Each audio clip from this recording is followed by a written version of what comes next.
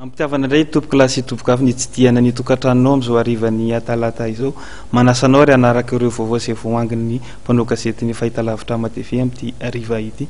Tontolon'ny politika avy hatrany dia nomboantsika ny fampahalalam-baovao mety haka ny toeran'ny mpandrohatra ny Akolafy Ravalomanana raha ny lotsika ny fanambarana izay nataon'ny Marc Ravalomanana ny asabotsy teo, fanambarana izay nilaza ny tsy fanohanany intsony ny fitondrana amin'izao fotoana izao.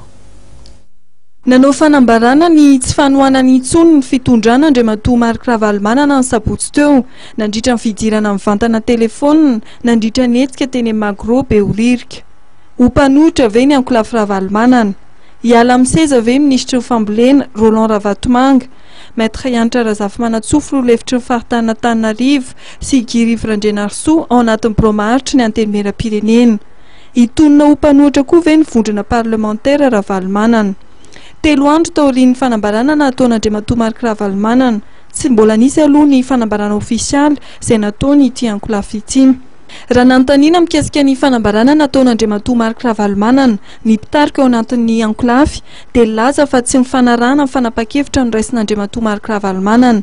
Tsy mbola nisy ihany koa ny toromarika mazava nomen'Andriamatoa Marc Ravalomanana.